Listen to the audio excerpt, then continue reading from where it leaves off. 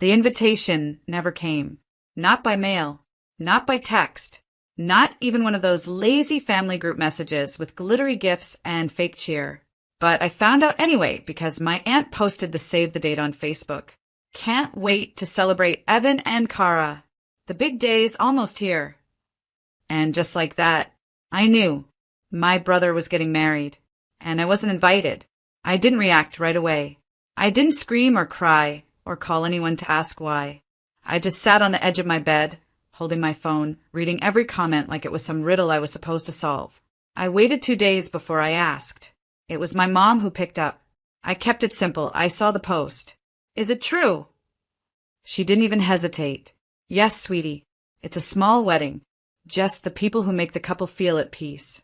That last word, peace, it tasted like poison coming out of her mouth. I said, so I make Evan feel what exactly? She laughed, soft, low, condescending. The kind of laugh I'd heard since I was 13 and too dramatic for crying when my brother trashed my sketchbook. You know how it is, Isla. You're intense. You take up space. Evan just wanted it to be easy. I bit the inside of my cheek. Hard. Got it, I said. You could have just told me. And then she said it, the part that cemented it. Honestly, Isla, it's better without you there. Like she meant it. Like she'd been waiting to say it. I smiled, though she couldn't see it. Perfect, I said. I'll be in Greece that weekend anyway. A pause. Greece? Booked it just now. Well, that seems extreme. No, I said, calm as ever. What's extreme is raising a daughter and then pretending she's not part of your family when the cameras come out. I hung up. Didn't wait for her reply. Didn't give her a chance to backtrack. Instead, I opened my laptop and booked a solo trip to Santorini. Non-refundable. One way. My name is Isla James. And from wherever you're watching this video, stay with me. Because the day they decided I didn't belong was the day I stopped asking for permission to be seen. It didn't start with the wedding. Being left out was just the final, polished version of something I'd lived with my whole life. I was always too much. Too loud when I was excited. Too sensitive when I cried. Too opinionated when I noticed what no one wanted to say out loud. And my brother? Evan was the golden one. The calm one.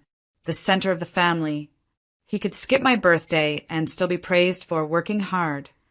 I'd forget to return a call and be guilt-tripped for a week. I showed up for him. Every time. When he broke his ankle during finals week. I cooked for him, tutored him, helped him pass his classes. When his last girlfriend cheated on him, I sat on the phone with him for 3 hours while he vented. When he lost his job, I helped edit his resume and referred him to my boss. But I was never the easy sibling. When I got promoted before him, it was don't rub it in. When I left an abusive relationship and went no contact for 6 months to rebuild my life, I was being dramatic. The worst part? I believed them. For years, I let myself believe that if I was just a little quieter, a little smaller, a little easier, they'd let me in fully. But every time I handed over a piece of myself, they asked for more. And when I finally stopped, when I started going to therapy, setting boundaries, saying, no, I won't cover for him this time, the cracks turned to walls. I wasn't family. I was friction.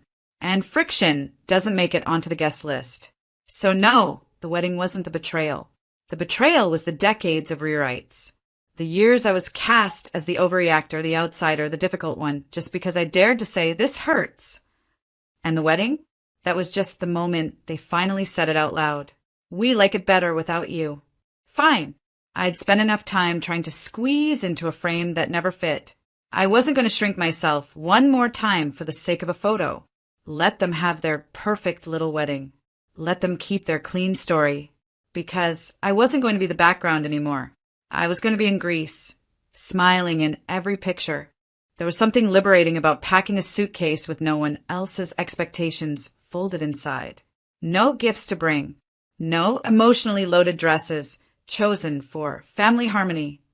No backup outfit in case someone made me feel like I didn't belong. Just me, a few sundresses, a camera, and silence. The flight to Greece wasn't spontaneous. It was intentional. I didn't want to sit home and sulk while they toasted to their picture-perfect life without me. I didn't want to scroll through filtered wedding stories, pretending I didn't care while my chest tightened. I wanted distance, real, physical distance. So I gave myself the gift they never could: escape without explanation. I booked a small, whitewashed villa in Santorini with a view that stretched so far it made the past feel tiny. The morning I left, my mother texted me, "We'll miss you this weekend. Hope you find what you're looking for." I stared at it for a while, not because I was touched, but because she genuinely didn't understand that what I was looking for was already gone. Respect, belonging, safety. They'd stripped those away one quiet insult at a time, long before they removed my name from the wedding guest list. So I didn't respond. Instead, I zipped up my suitcase, turned off my phone, and held a ride to the airport.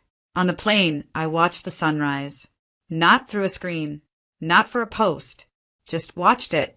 For the first time in years, I wasn't dreading my phone buzzing with another passive-aggressive message or being guilt-tripped into fixing something I didn't break.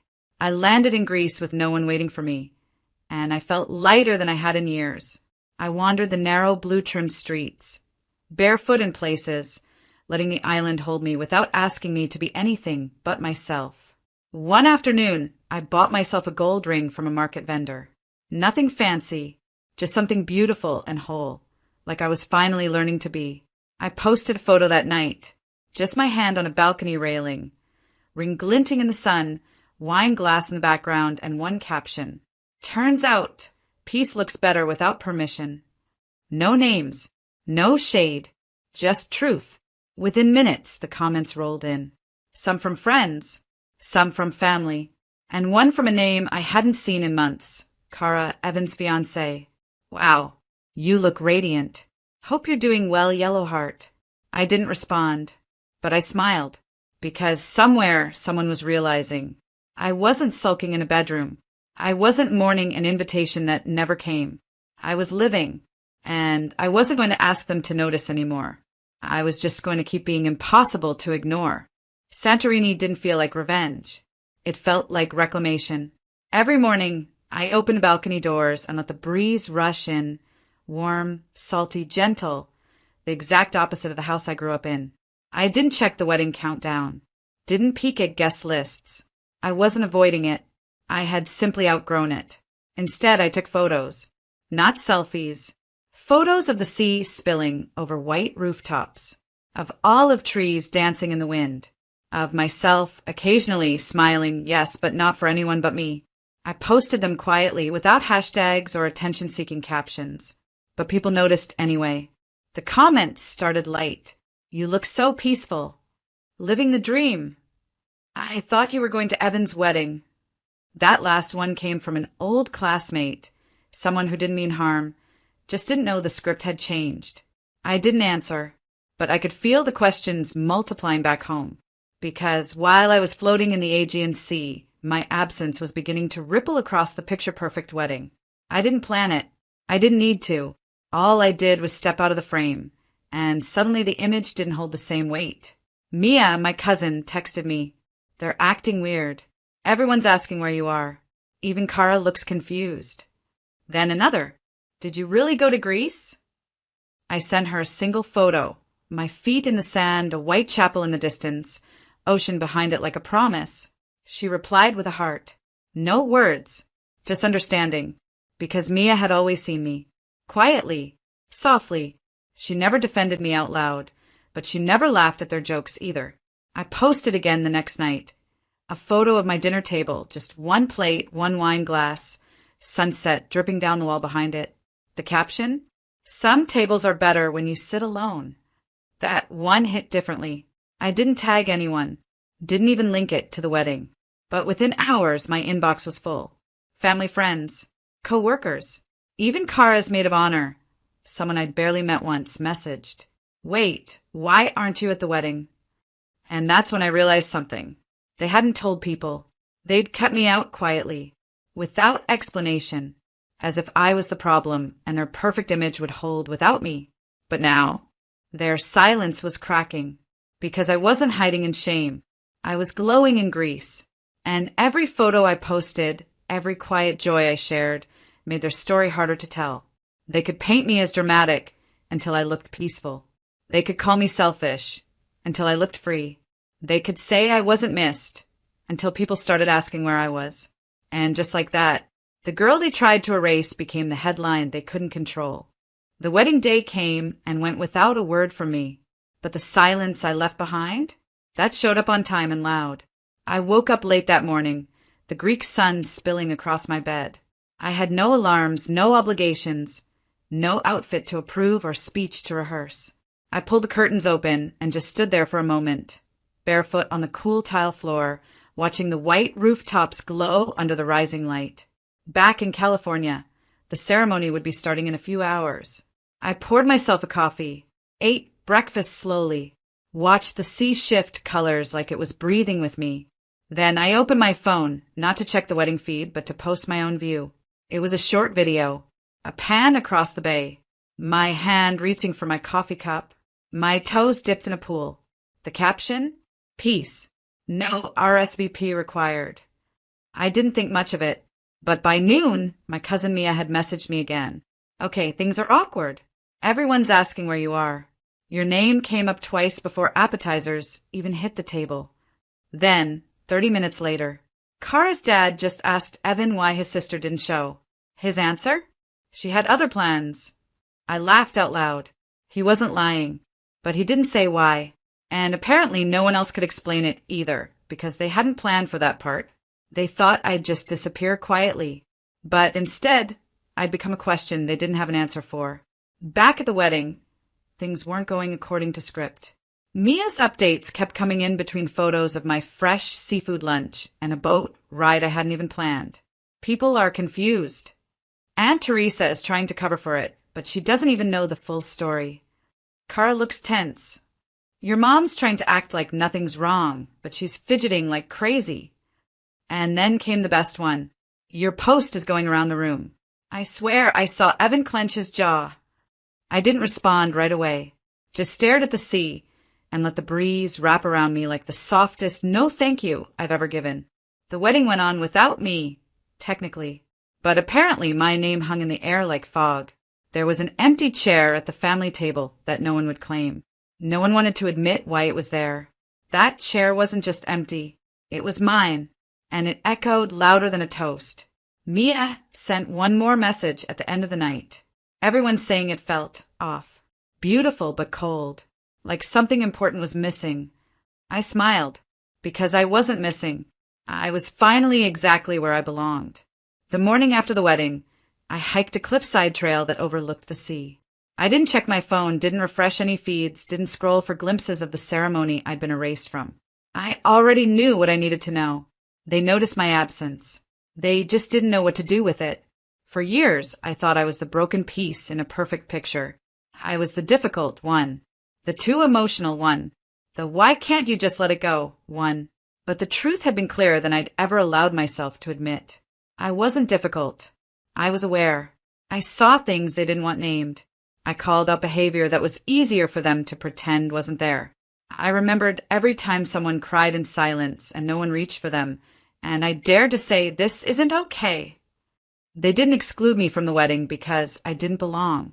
They excluded me because my presence disrupted the story they were trying to sell. A story where everything was fine, where our family was perfect, where no one had ever made anyone feel small, invisible, or replaceable. But you can't build a fantasy on top of someone who keeps telling the truth. That's why they needed me to shrink. That's why they wanted me quiet, malleable, grateful for scraps. I used to think they were uncomfortable with my feelings. Now I know they were uncomfortable with my clarity. And the moment I stopped asking to be included and started building a life outside of their script, that's when the whole thing started to collapse. Not because I attacked them, but because I took away the glue they never acknowledged. People like me, we hold families together in invisible ways. We smooth over arguments. We remember birthdays. We stay late to clean. We send the apology first, even when we're not wrong. And when we stop, the weight falls exactly where it always belonged. On them. That week in Greece, I wrote more than I had in years. In a small leather-bound journal I bought from a street vendor in Fyra, I wrote a letter to myself. You're not too much. You were just surrounded by people who wanted less of you than you deserved to give. And for the first time, I believed it. I believed I didn't need to be softer, quieter, smaller to earn space at the table. I just needed a new table. One where love wasn't conditional, where inclusion wasn't a prize, where silence wasn't required in exchange for belonging. I spent my final night in Greece watching the sun melt into the sea. No one called. No one apologized. And I didn't need them to, because I had finally given myself what they never could. Peace. The photos hit social media 3 days after the wedding. I didn't go looking for them. They just appeared, tagged by mutual friends, liked by distant relatives, framed in white filters and fake gold sparkle. Evan and Cara looked beautiful, perfectly posed, matching smiles, hands gently folded over each other like they'd never known conflict, never known anything but sunshine and yes. But their eyes told a different story, at least to me, because I know Evan. I know the way his jaw sets when he's nervous, the forced smile that only stretches the top half of his face, the way he pulls slightly away from people when he feels like something is missing. In every photo, he looked like he was holding something in, or maybe trying to hold something together. It wasn't me who said it first. It was Mia. She texted late that night, no greeting, just the words. "You were the glue, you know." I stared at it for a moment, then responded, "I know that now." She sent another. It felt hollow, pretty but hollow. That line stuck with me, because for all their effort, the catering, the florals, the $10,000 photographer, what they couldn't buy was energy, connection, the warmth that fills a room when everyone there actually wants to be. From what Mia told me, the day went off without a hitch, technically, but guests whispered. Aunt Teresa asked 3 people if I was running late. Cara's cousin pulled her aside and asked, "Wait, didn't Evan's sister help plan their engagement party? Why isn't she here?" Apparently, my name came up more than the groom's father's speech. And no one had a clean answer. They tried. I'm sure of it. They probably blamed my mood swings, my sensitivity, maybe even hinted I was traveling. But no one bought it, because when people are used to you being everywhere, planning, pouring, holding space, your absence isn't invisible. It's glaring. And I didn't need to rub it in. I didn't need to post one last photo or send one last quote or throw back a clever jab. I had already said everything I needed to say by leaving. They were expecting rage. Instead, I gave them peace. And that peace made more noise than anything I could have screamed. That week, I printed one photo for my trip. It wasn't the flashiest one. Not the yacht, not the ruins, not the panoramic cliffside sunset. It was a simple shot. My bare feet in the sand, a glass of wine nearby, a closed book on my lap. Stillness. I bought a wooden frame for it, hung it right where the old family photo used to be. I didn't hate them. I just wasn't carrying them anymore.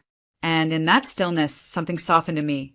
Not the part that wanted to be included, but the part that finally understood why I never really was. I wasn't built to play a background role in a story I didn't write. And now, I had stopped auditioning.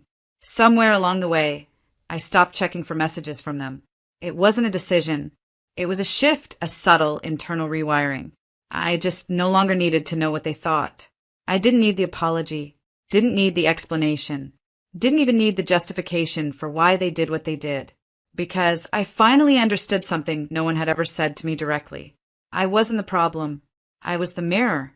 I was the one who reflected everything they didn't want to face. Their favoritism, their cruelty, their silence. They could manage a dysfunctional family dynamic just fine, as long as everyone agreed to keep pretending. But I didn't. I asked questions. I named things. I didn't laugh at the jokes that weren't funny. I didn't play along with the gaslighting when someone tried to rewrite the past. And for that, I was branded difficult, hard to be around, uninvitable. Because if I was in the room, someone might have to face what they'd buried under years of fake smiles and bad toasts. They didn't want healing. They wanted harmony, even if it was built on silence. I used to think I had to earn my way back in. Be easier, be nicer, be smaller. But the truth is, I could have shrunk myself to nothing, and they still would have found a way to say I was too much. Because the problem wasn't me. It was that I saw them clearly and didn't flinch. And once you stop flinching, you stop fitting. So I made a life that doesn't require me to.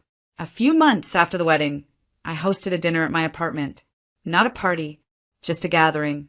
6 people. Mia came, of course. So did Jules, my old roommate, and Danny from work, who brings joy with her wherever she goes.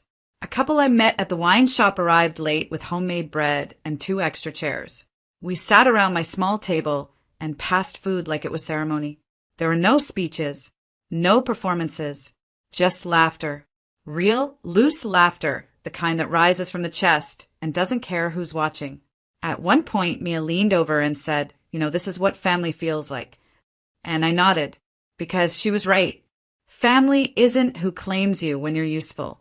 It's who holds space for you even when you have nothing to offer but your full, imperfect self.